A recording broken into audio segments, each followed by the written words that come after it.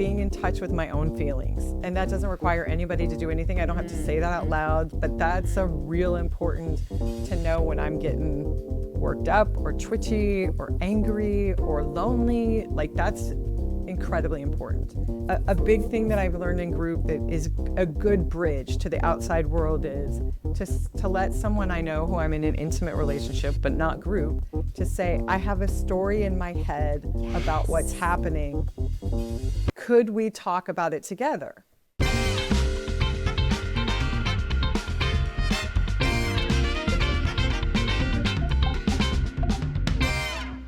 Christie, I am so excited for this conversation. Thank you so much for being here with us on the show. Thank you so much for having me. I can't wait. So for our listeners who have not read your work yet, will you do us the favor, and I realize it is a big favor to ask somebody who wrote like 60,000 words on something to then summarize it, but so that we can all kind of have a shared place to start, will you give us a little bit of a synopsis of your life experience and your book Group? Sure. So I had arrived at the age of 28 and I had a gleaming future. I was crushing it in law school. I was in recovery for bulimia in a 12-step program, and it should have been like all systems go, joy and promise. And I actually wanted to die because I was missing a skill that felt like the biggest shame pocket of my life. I did not know how to have close relationships. I'm talking friends, family members, and certainly not a romantic relationship. And I wanted that more than I wanted anything else in the world. And I didn't know why I didn't have it and how to get it. And I was going to do traditional therapy, but I didn't have the money for it because I was a law student. And somebody in my 12-step world had changed. Like, I saw a light go on in her eyes, and she was doing group therapy, which sounded like, honestly, like hell, but I could afford it. And I thought, I'll do this for a year, and then once I make big bucks as a lawyer, I'll go get a real therapist. But what I discovered when I joined group was that my life was changing in all the ways I wanted, and I was in the right place. Okay. I love this kind of accidental story of being backed into this group therapy situation. I'm curious about if you can remember going back to being on the front side of that. What was it about group therapy that felt like a personal version of hell to you compared to like sitting in a room with a therapist and having more of a one-on-one relationship? Right. It felt like I think because I didn't know very many popular culture examples of group therapy. It was always like Girl Interrupted, like really sick people go to group. So that was a little bit of a hesitation. Also, I was going to have to share my therapy hour with a bunch of people with problems that I didn't have. That seemed crazy and also super inefficient. And also there was a feeling of like, how do you protect your privacy? There were things that I knew I needed to say that I'm like, I'm going to say them to 8 people versus 1 who owes me confidentiality through law versus these bozos I'd be sitting with. So I would say those were the 3 main hesitations, and they were pretty steep mountains to climb. Yeah, absolutely. What shifted for you? And am I remembering correctly that in addition to you just needing the Groupon version of therapy by going to group therapy instead of one-on-one, am I wrong in remembering that your doctor also kind of said like the healing that you need actually needs to happen in a group? Like he was kind of like, we can't get to where you need to go in this relationship. If you want to go where you're telling me you want to go, you actually need to be in a group context. Yeah, no, you're exactly right. My very first appointment, he said to me, if you want relationships, you need to work on them in therapy. And where better to do that than group? And he was super confident, and he nailed things about me in our first meeting. Like before I told him, he's like, oh yeah, you fall in love with alcoholics. And I had not told him that, but it was very true. And then he just said, I can get you where you want to go, which sounded like a lifetime warranty, and I wanted it. And he said, but I can get you where you want to go, but you have to join a group. And I thought, well, there was the counterbalance. There was all my fear stacked against his confidence. And I thought, okay, buddy, I'm either going to be your first ever failure or I'm going to have some relationships. So let's go. First of all, I love that. There's a little bit of challenger in that. Like, maybe I will be your first failure, buddy. We'll see how this goes. But what shifted for you? Like, when, and do you have a memory of one of those three things kind of starting to fall away from for you? Whether it was the inefficiency of Mhm. like sharing your therapy time and hearing all of these stories of people, and your group was quite diverse. Like, it's not like you were sitting in a room with other high powered lawyers who had struggled with an eating disorder who were working on their relationships, right? So it's like Right. all sorts of people's things that really didn't, like, on the surface, seem to be like they were going to be problems you were trying to solve. There's the confidentiality piece, and then there was just like the portrayal of group being something for people who were like really, really, really need help. Which of those do you remember kind of falling away first, and like what happened? What was the group dynamic that made you start going like, oh, maybe this preconceived notion I had about the best work happening in one-on-one therapy is starting to dissipate a little bit? Right. I remember maybe as soon as the first week when I raised my concerns. I'm this newbie. I'm sitting there and I'm like, well, you guys aren't going to talk about what I talk about here. And everyone laughed. And I was like, that's not funny. And the doctor, Dr. Rosen, he challenged me, which I didn't see coming. He was like, what's so important about secrecy? And I'm like, well, I don't want people out on the street knowing my business. And he said, why not? And I said, well, because it's embarrassing. I was going to disclose secrets about my eating and my money and my love and all my twisted thinking and stuff about my family that I sort of felt like I owed it to them to Mm, protect it. And he said, do you know that when you are protecting other people, you're often holding their shame? mm, And I have a greater understanding of that now than I did then, yeah. but there was something about that that rang like a bell inside me, like Mm, working real hard to protect people and I'm not getting the help I need. So mm, that was really illustrative. And yeah. I want to say by maybe the third week, I realized everyone in my group was in a happy, mostly functional, committed sexual relationship. And I was like, they've certainly figured out something that I haven't. And Yeah.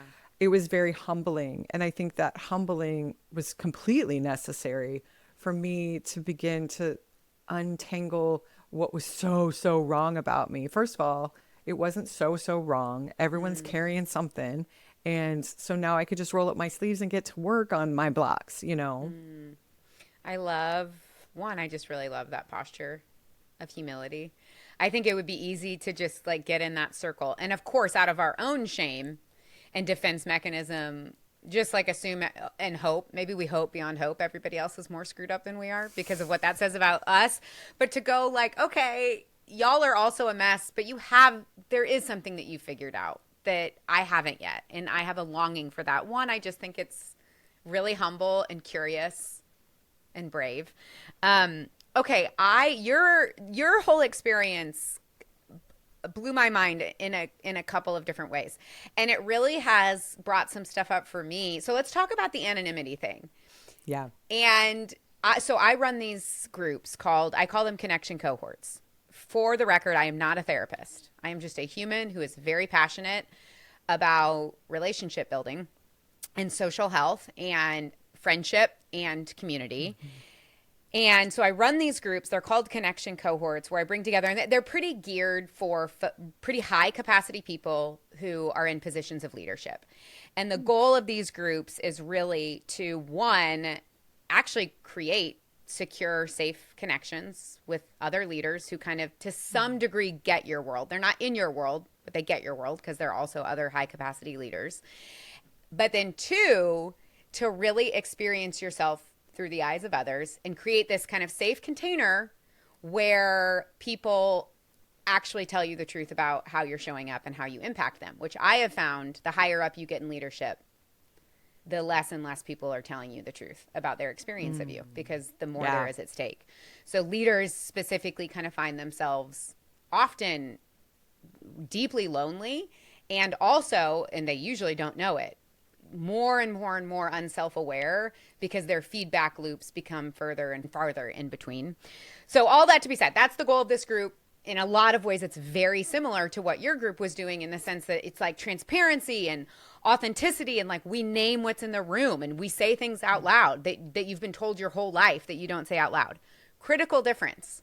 I make people sign. I do the whole deal. I really went in having this idea that in order to do the work that I want to do, it requires complete and total commitment to confidentiality. Whatever happens in this group stays in this group. I'm willing to be challenged on this. I am, it's just like, it's my thing. I'm the boss. I can change it next time if I want to. So I'm curious, will you give me, if I was like, hey, Christie, convince me that in my group, we should not have a confidentiality agreement, what would you say? I would say two things. The first one I would say is people who come from backgrounds where there's addiction of any sort, addiction or alcoholism, that, and I don't know if that pertains to your leaders, of course, but in situations where you've grown up in alcoholic or addictive households, there's a ton of secret keeping, and there really, really is a huge emphasis on silence to the detriment of the members of the family's health, especially the children. And so I would say that the secrecy and privacy, I would challenge like who that really serves. Does that serve everyone? Does that serve the members? Does that serve the leader? Does that truly serve everyone?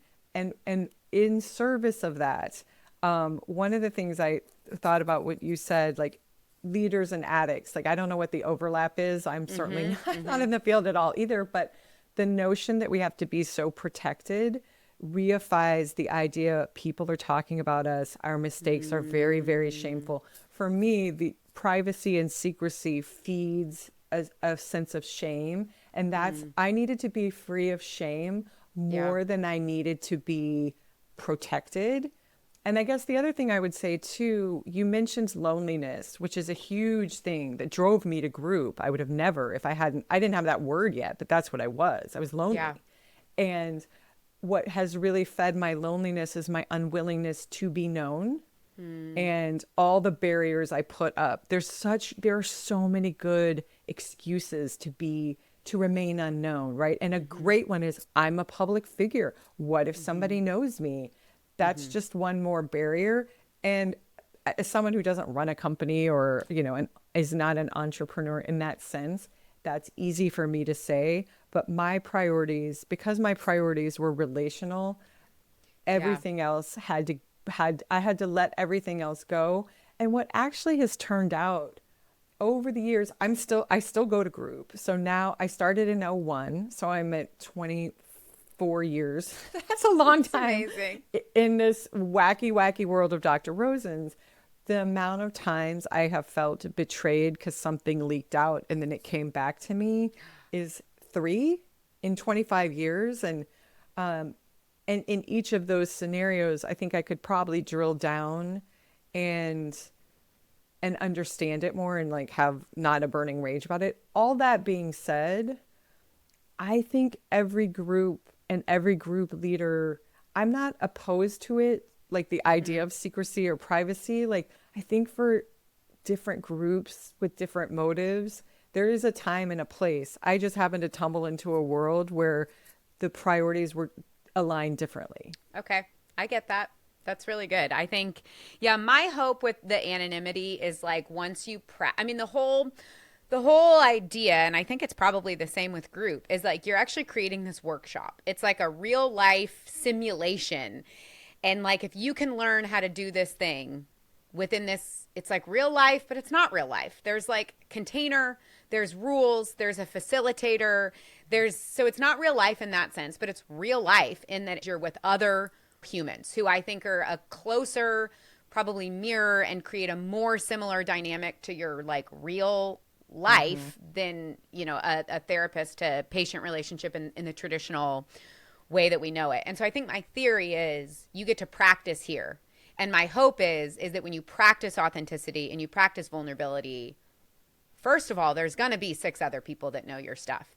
And there's a really big difference between zero other people knowing your stuff Yeah. and six people knowing your stuff, even if it stays at six, because you get kicked out of the group immediately if you tell anybody else's stuff. But then once you've done it, it's like a muscle.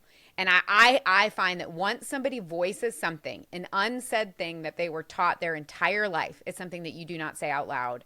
Once they do it once, and then they have this like embodied experience of like, it's out of me now, then that actually kind of breaks the seal, and they can go into their real life, and they're much more likely to be able to, with their own discretion and selection on who those people are, tell the truth and kind of the full story of their lives to people outside of the group. That's it. But I see what I think. I'm very ideologically aligned with Dr. Rosen's. Also, is that his real name? I didn't Google that. Okay. I was like, I forgot. I meant to Google if that was his real name and if I could look this guy up. But you probably know something about, writing a book about your therapist. You don't use their real name. I'm so ideologically aligned, however, with the that secrets keep us sick. And that shame loves secrecy. And so that idea, I can just imagine, that just feels like the furthest side of the spectrum. Like if you could get people to agree. And that to me is what kind of scares me, that I'm like, that bar feels too high. Like I don't think leaders would sign up. I feel like this is like the middle step of going like, how do we have an experience that gets us closer to believing that we don't actually need to hide? Because the greatest freedom is when we don't. Okay, so I'm really curious about, I have so many things to ask you. Okay, you've been in group for 21 years. To give our listeners kind of some context, you've been in a couple of different groups, but very long term in these. There's like one group that has been your core group over the last 21 years. Yeah? Yes. Yeah. So I started in one group, and I started in one group in 2001, and I sort of moved around a little bit based on, I guess, what was happening in my life and the stage of my recovery. And then by 2005, I joined a group that meets twice a week, and that's the one I still go to. And the membership is pretty stable. Like there's 9 of us there, and 3 people besides myself were there when I got there. So there's an incredible amount of stability, but then new people have come in. So I get to play the role of like holding my hand out for someone who is in the kind of pain I was in when I started, which is a wonderful privilege. I love that so much. So needless to say, your group are not just your group mates. They're your friends. Like this is, we would define this not just as friendship, but as like close, intimate, like friends. Yeah. Yeah. I mean, I have thought about this a lot, especially since the book came out, but I feel like I'm lacking the word for it. Like you're right. It's on the spectrum. It's friend, but it's more than friend, because I would never treat my friends the way I treat my group mates. And it's not family. But it's like its own third category that's like incredible intimacy. Everyone in my group knows where all the bodies are buried in my psyche, and they love me anyway. And it's a very, very unique, almost beyond language situation. Froupies. Your friends, Yes. groupies, family, some sort of your froupies. Yes. Okay. So that makes so much sense. 2 things that I want to follow up on. One, I want to talk about the comment that you said I would never treat my friends like I treat the people in my group. But the first question I'm going to ask you is, how has being in this group, how much of this do you bring into your non-group actual, just like normal real life friendships? Are you like, hey, I've experienced what commitment and consistency and intimacy and vulnerability and truth telling looks like in this group, and so now I'm going to go out into my real life with my real friends and try to like wholesale recreate that? Am I going to take a couple things from here and try to integrate it? Am I like, nope, this is how I am with my froupies, but friendship is a wholly different thing? Help us understand what the interaction between like normal real life friends is and then group.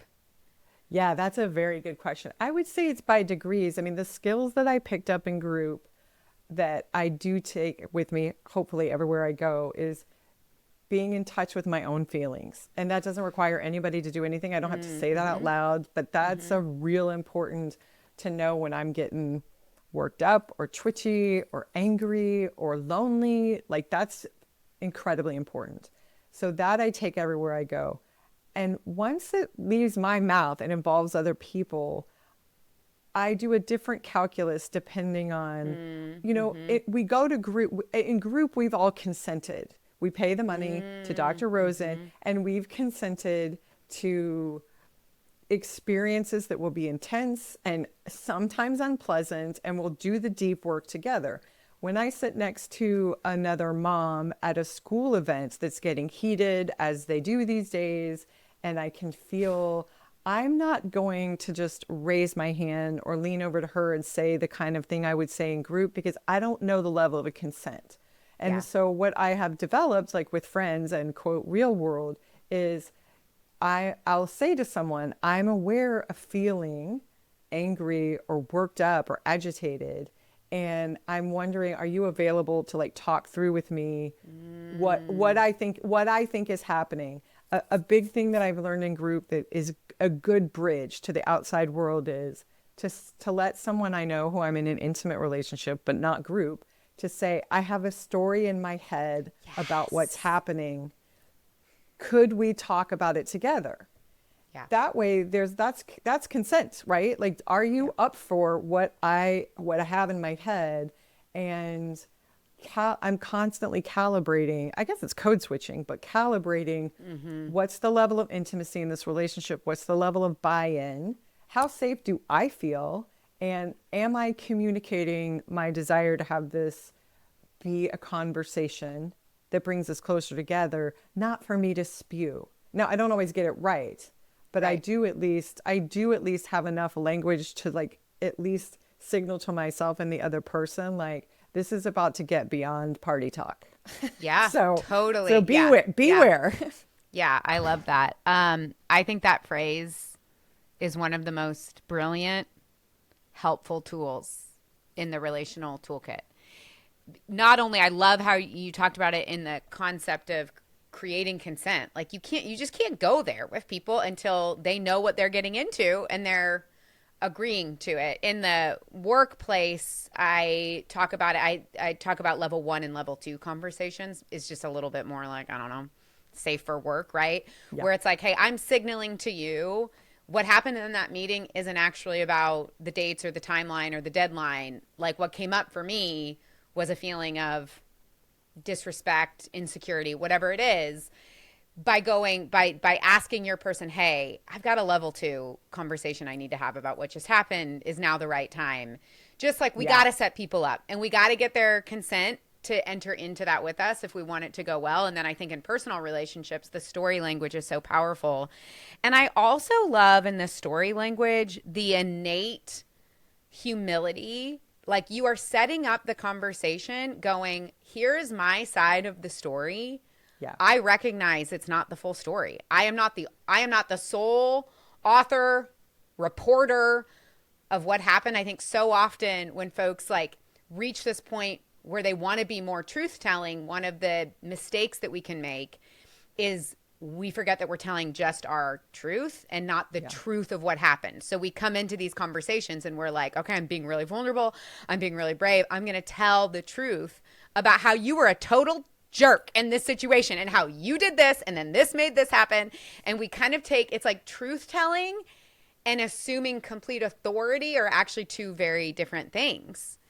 And by saying, here's my story, can I tell you that? It creates this posture of humility. And it's like, I'm inviting new information, new perspective, a new side of the story so that together we can actually get to the truest version of what's actually happening right now. There's such a, which is part of why it makes it so vulnerable, I think. It's like, it's very humble in that sense Yes. of kind of opening that up. So have you tried it all to like, okay, so yes, the mom sitting next to you in the like PTA is one thing. But what about with your like closest non-group friends? Are you like, hey ladies, we could be doing this better? Like have you tried creating a non-group just friend group a little bit more explicitly, like using some of these concepts? Yes, and I've had varying levels of success. Like I Okay. have a group of friends who we met when we were, sad single ladies on dating apps, and there's a high capacity for complexity in that. And, we get together several times a year as a full group, and Okay. we just, there's buy-in. Everybody's working on themselves through different methods, Mm-hmm. and we are able to. I also think there's something about doing these things in a group where you have witnesses, and the intensity of the one-on-one is just a little bit shaved off. Like everybody in the group, I'm talking about like four friends at coffee. Everybody's holding a piece. I feel like people have my back, especially if there's long-term relationships. It's, if I'm having a hard conversation at one of my Saturday coffees, I know that everyone at the table loves me and they all love each Mm-hmm. other. That's Mm-hmm. the baseline, which is not to be underestimated. Like that's explicit, it's stated, it's Yeah. demonstrated. So that makes it safe. And then there's witnesses. That's something I learned in group. Like I try to have situations, if something very heavy is going to come up, like let's bring support. Like we don't have to do this by ourselves. Like I might Yeah. go off the rails. Like I might, the hotter the issue, the harder it is to make my I statements and to do it, correctly. But if I have witnesses, so and then I have another group of friends and we hang out, much more often. We come from very disparate backgrounds. Not everybody's in therapy, certainly not in 12 step or in group for sure, Mm-hmm. and Mm-hmm. I sense more resistance. Like if I ever say, I'd like to make amends to the group for something, Mm. I started a conversation a couple of weeks ago that got political, and we just kind of don't do that. We don't do that. And I started something with a flip remark because went in agitated, and Mm-hmm. then things, I would say, got tense and then just unpleasant. And I Yeah. started it. I Yeah. started it. So I wanted to make amends to the group for injecting our space with something that was divisive, Mm-hmm. and that I knew I was starting a match, or flicking a match into Mm-hmm. a fire, whatever. Sure. And so when I went to make amends to the group, I had this sense that one of the women was just like kind of making fun of me, like, is this your weird 12 step stuff? Mm, And I was just mm. like, you know, I mean, the answer to that is yes, it is. you Totally. know, and, you know, making amends or trying to have the kind of conversations that are comfortable to me, they're not comfortable for everybody. And I Yeah. accept that group as it is. I do different, we're there to have fun, to Yeah. reminisce, to, bitch about our kids not shutting the cabinet doors. And there's a place for that. There's a place for all that. For in my life, I choose Yeah. all of that. But Yeah. that isn't going to be the place where I'm going to really try all the tricks of group. Like Yeah. it's not the right place, and there's a real skill to knowing what's the right level in each group I'm in. Mm-hmm. Mm-hmm. Yeah, that's so good. I do think that once we have that, once you have a place that is so distinctly a container that is so designed for that, I do, my experience has been it does actually release some of the pressure and expectation for other groups or people or friendships to kind of play other roles where it's like, it would be lovely. The way that I'd appreciate if almost every group that I'm in was like group. Like in my Yeah. dream world, pretty much every relationship that I have, we tell the truth, we make amends. Like there's kind of all of this buy-in and agreement. I realize that I'm never going to live in that world. And I don't want to spend my emotional time and energy being disappointed in other people because they Yeah. don't have the same vision for a relationship. But what I found is so long, you only need so much of it too. As the other thing that I found is like, I think sometimes with relationships and relational health, I think it can feel probably honestly like some people feel about money. Like it's just more is always Mm. better. It's never enough. I'm just insatiable. But what I have found is that with relational and social health, there's actually a bucket that can be filled. like not into perfection by any means. Like I don't think we'll ever on earth just feel a sense of like I'm completely known, I'm totally held, everyone in my life shows up for me exactly how I want or need. But we as humans actually don't have the capacity to have that many of those types of relationships. So once that bucket gets filled, I feel like it kind of does release other people. Like if you want to be at that level, great. But like I don't need you to be. And I don't like have to force this to be something that you don't also Right. want it to be. As opposed to when you're feeling unfulfilled and you don't have that yet, I think you can, like every person you see is like, can you be my person that I can totally, tell Right. tell the truth Right. to? Yes. Okay, I want to circle back on the comment about treating your group members. Okay, so when I was listening to the book, one of the things that was coming up for me, and so folks, if you haven't read or listened to group yet, did you narrate it, by the way? Yeah, I'm that trying was to me. match the okay. I was like trying to remember the voice and if I'm listening to it right now. So you had some, and I'm sure you weren't the only one, but you went obviously more in depth on yours. Like you had some outbursts in this group, okay? And so I did. So I feel like that's an appropriate word that we can use, right? So 100%. so we're talking, and for listeners who are unfamiliar, I mean, not just like I raised my voice, but like, I mean, at one point it got very physical towards yourself, but in front of other people when you wasn't that in group when you cracked the flower pot on your head? And like, Yes. Yes. at one point she destroyed her therapist's teddy bear and like Oh, threw it yeah. into the middle of the room. Okay, so we're talking like outburst is like these kind of, I'm sure those two things, like for the average listener here, is going like outside of maybe a marriage or a family, I have never shown the full degree of my emotions, like even Yeah. close to having what anybody else would describe as an outburst. So I think if you're listening to this, and I even found it, like I believe so deeply in this work, and I was thinking about what if somebody is kind of like, but we don't want to create a world where people are smashing flower pots and like cutting up teddy bears. So what's the value in creating a space where we get to behave in a way, and not only get to, but like, okay, not for the teddy bear, but for some of your other outbursts, your therapist was literally like, yeah, go Christie, like praising you for the level of rawness and emotion that you were bringing into this group, that I think we would all say, yeah, I don't know that we want to create a world where everybody like in the Target checkout line feels the freedom to get to have their like outburst. So what is the value of creating a container that not only gives you permission to behave in a certain way, but praises you for a certain behavior, if that isn't the behavior that we hope we bring into all of our other relationships or spaces? Will you help kind of Yeah. talk us through this like thing or fear or question people might be having? Sure. It is a great question. What I would say is I got to be a person who arrived at the age of 27.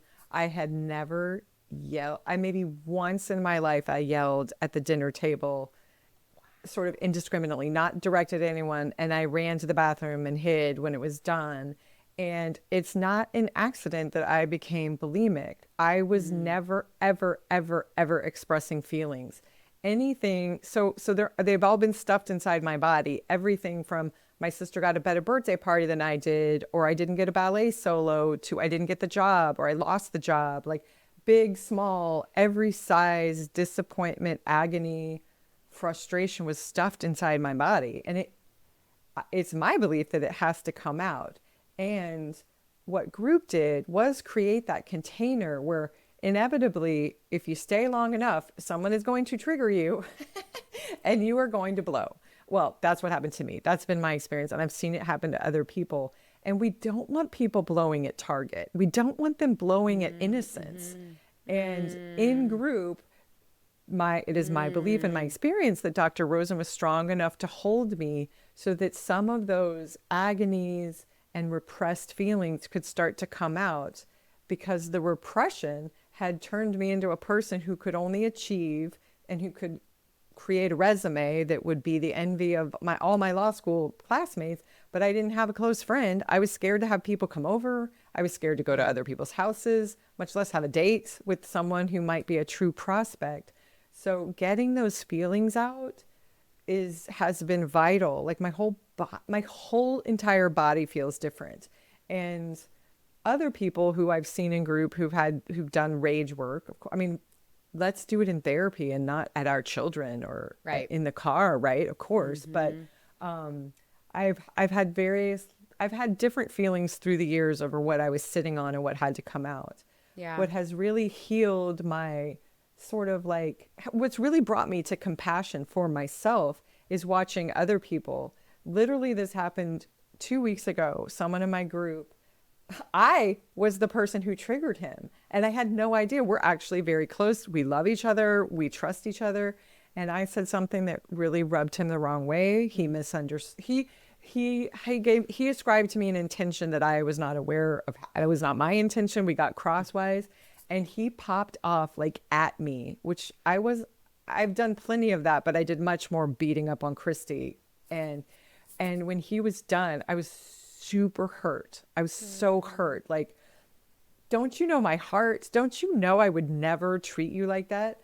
That was 50% of me. And the other 50% of me was like, I am so glad he let that out here with me.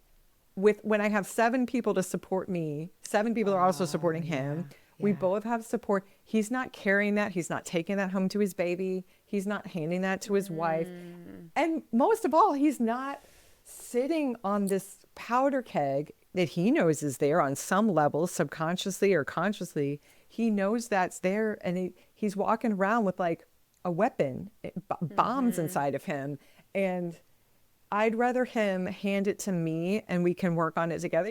2 days later, we're back in group, we're working on it, and I'm hurt. I'm proud. I'm hurt. I'm angry. I'm sad. I'm happy. And I'm all of those things as the recipient of someone else's deep, intense feelings. And I will tell you, it was very unpleasant, and I didn't like it as Sure. much as I celebrate his healing, but ew, ew, ew. Yeah. It was very Yeah. uncomfortable. And when I walked away after we had a little bit of repair work in a subsequent session, I thought, this is going to make me a better parent. And I very, very clearly had a vision. Like, my kids are teenagers, and they've always had very intense feelings, but they're getting more intense and a little more inscrutable to me. And there's the part of me that's like, the old programming is like, can't you just smile? Can't you just be nice? Can't you just see we have it great here? Part of me is like, I have a bigger capacity now to make room for and hold them in their deep feelings, because I just got trained on it from a guy in group. And that feels invaluable. That's a gift to my kids that they may never understand. I may never be able to articulate it to them, but I know my heart is more pliable and my arms are sturdier from that experience. Okay, I have 30 follow-up questions to this. First of all, I almost cried because I just felt like it was so beautiful. This idea that the way you could love him and the way you could love his people in his real life was to be the place where that anger was directed. But in this environment, to your point, where it was like there's consent, there's support, there are witnesses, just like what a great act of love that you all provide to one another, and like your willingness to say, I will hold that, so that your kids, your wife, your coworkers don't have to. What did you say? Aim at the innocent or injure the innocent? What was that phrase? Spew at the innocent. Spew at the innocent. I think something we have wrong in our culture is that I think we have this very subtle, unarticulated belief that makes complete sense if, those of us like you and I mean, I grew up in a home that was like, whoa, we keep secrets. Like that's the main form of loving one another and being an accepted member of the tribe is that you keep the tribe's secrets. That is what love is. That is the definition of love.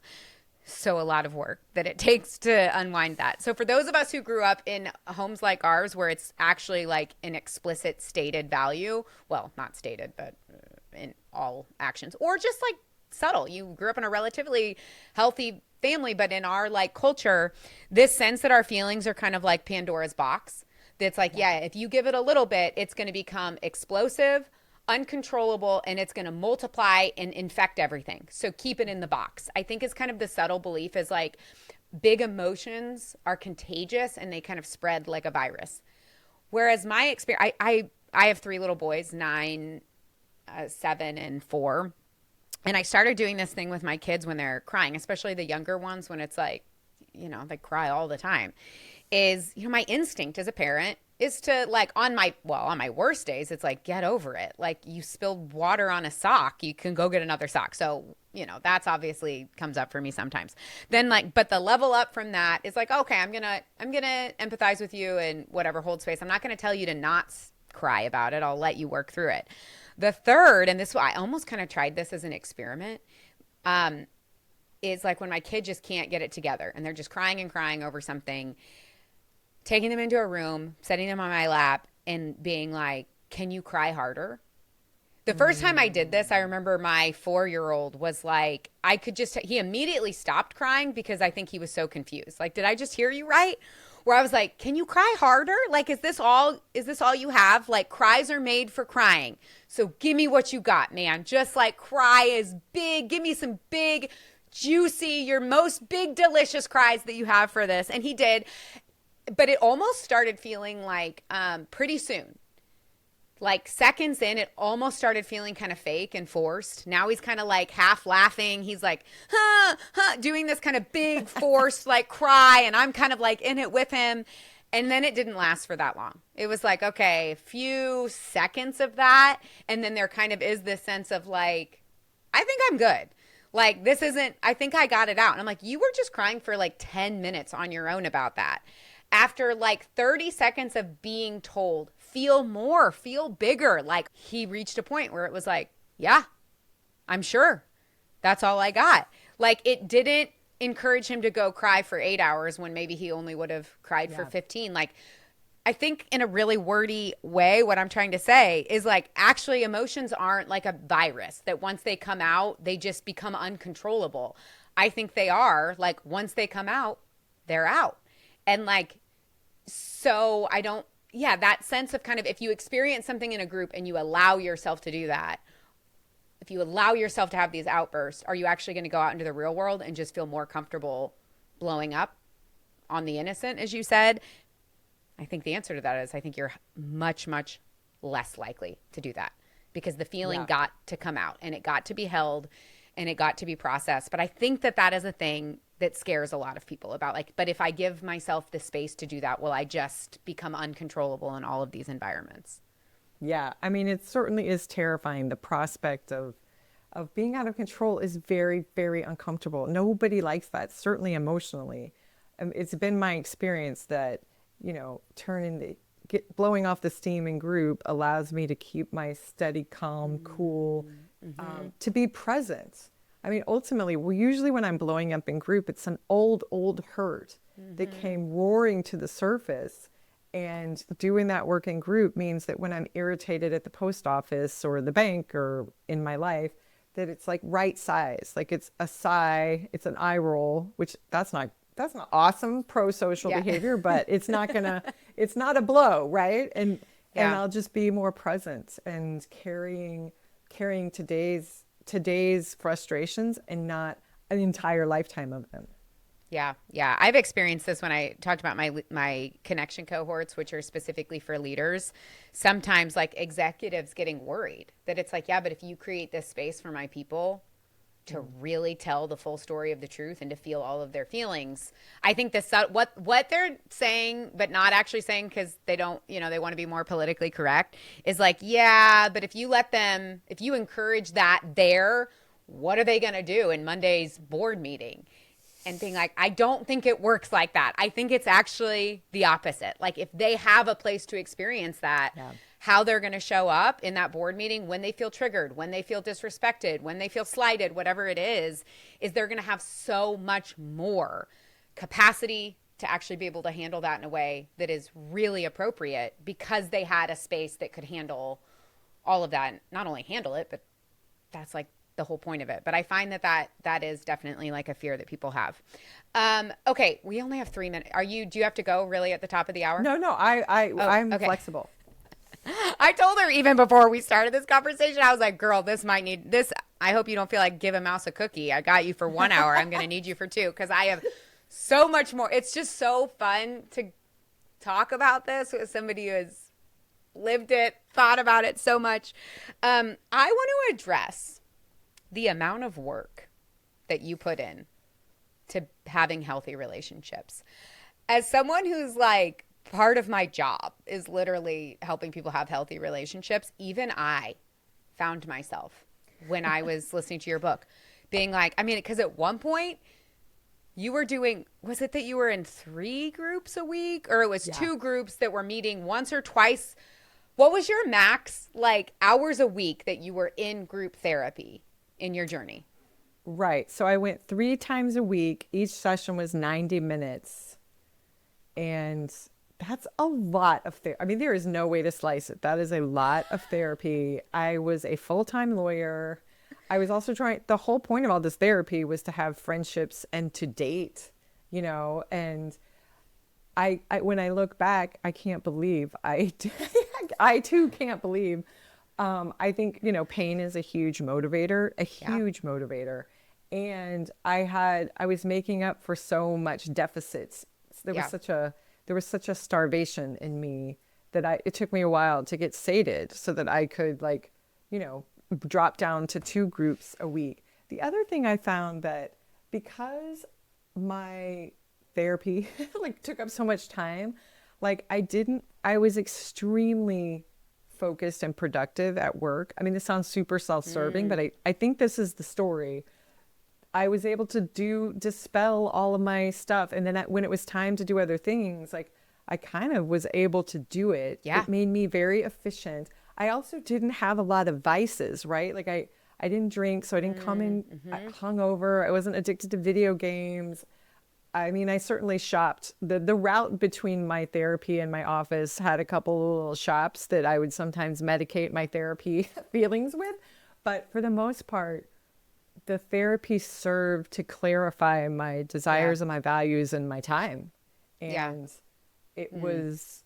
and also when you're single, when I was single, I had a lot of hours. I Yeah. just had a lot of Yeah. hours on my hand.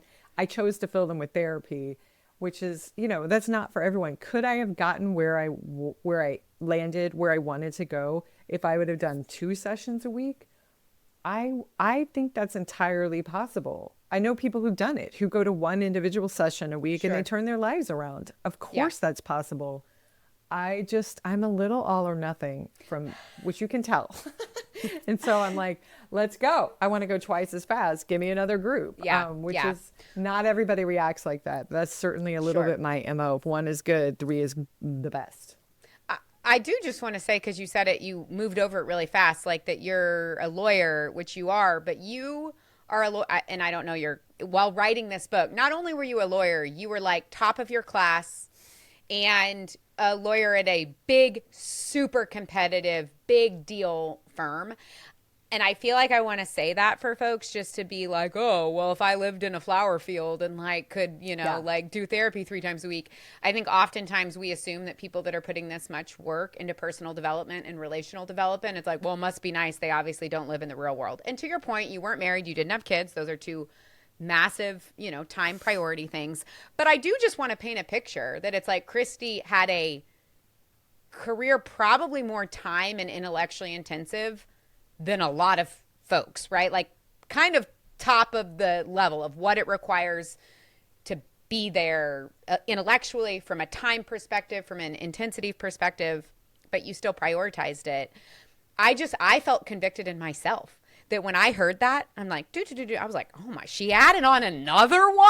Like, oh my gosh.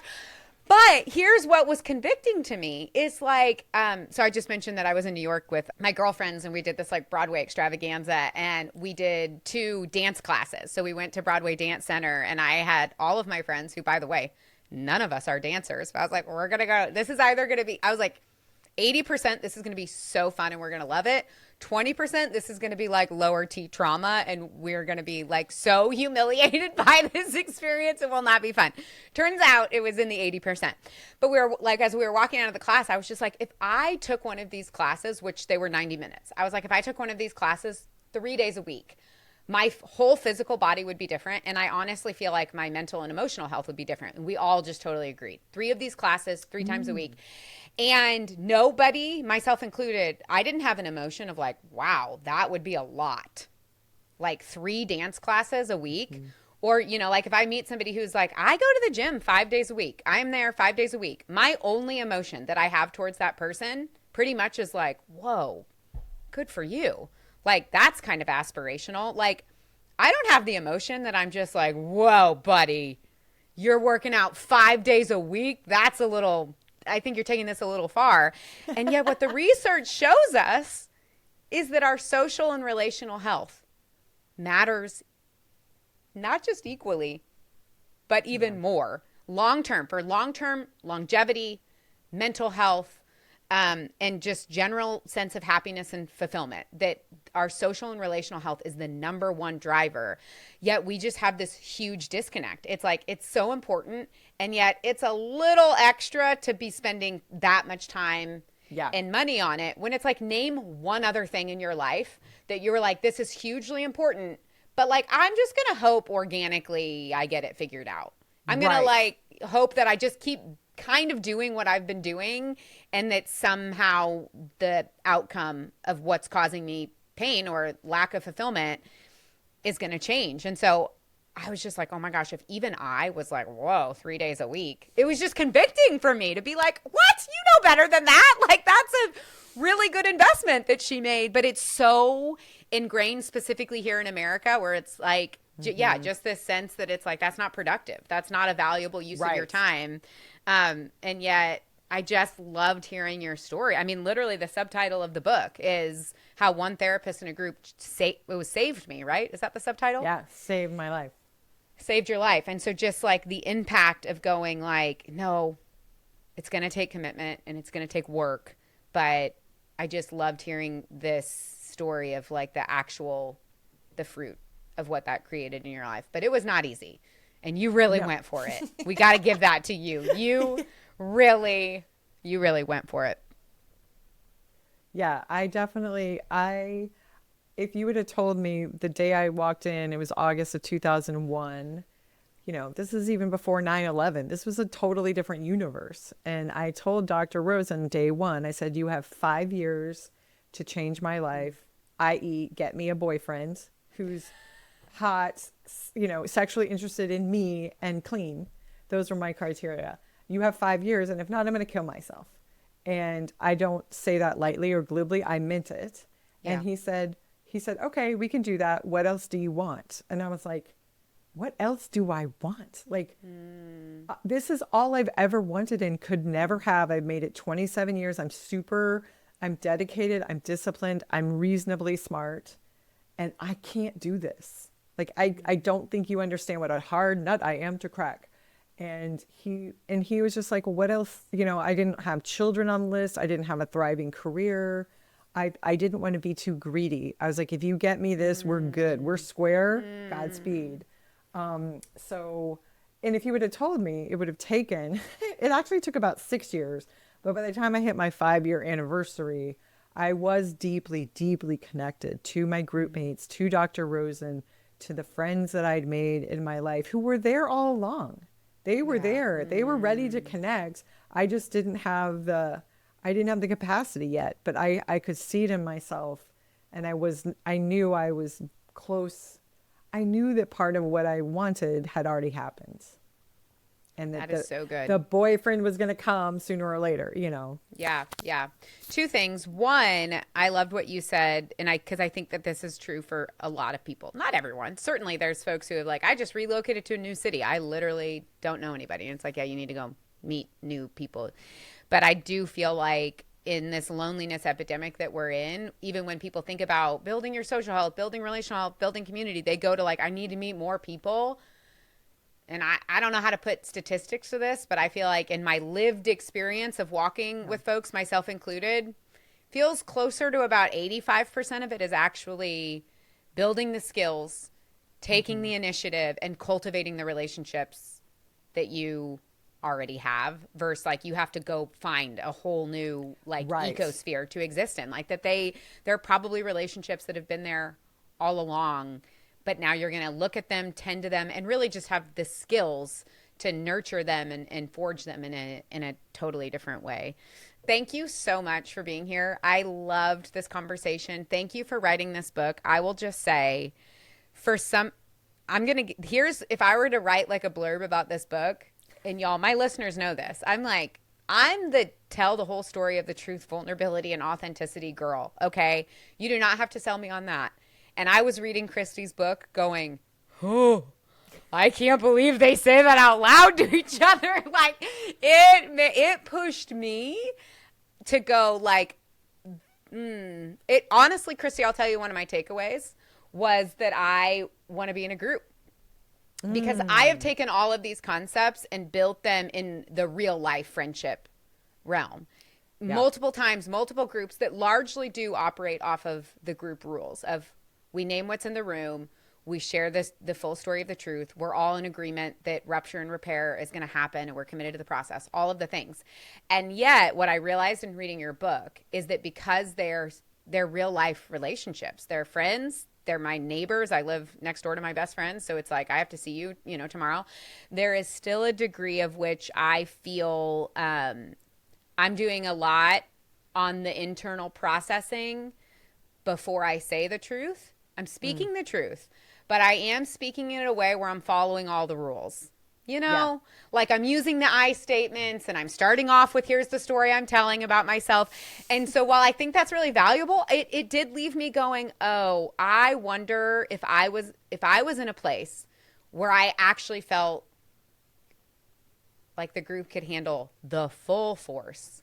Yeah. Without all of the self-work that goes into presenting the truest truth, but still in a way that is like, in a way that I think is helpful and people can like receive, that there is a level of probably my own growth that I have yet to access. And I feel, I just felt challenged and convicted. And also sometimes my face turned really red and I was listening to it in my AirPods on a plane going like, can the guy next to me hear what I'm listening to right now? So I just also want to acknowledge saying that out loud to anybody, and like telling that version of the truth is scary and vulnerable, putting it in a book where it's completely out of your hands is such a remarkably courageous act that then creates such a gift for the rest of us to receive. So thank you for the work that you had to do, even just to get to a point where you could be like, I know my mom's going to read that, but I know my kids could read that someday, but I'm still going to say it. I'm just so grateful for your work in the world. Well, thank you. I appreciate, all the care that you took with the words and with our conversation. And I'm so heartened to hear about the work you do with leaders. I don't think it's an overstatement to say this is how we change the world. Like, this is how we do the work. This is it. So thank you for doing it. And I think I'm gonna have to go check out a Broadway dance class. That's my takeaway. You know what? We each took our own things away from this conversation. I love that. Thank you so much for being here, Christy. Thanks, Liz. I appreciate it.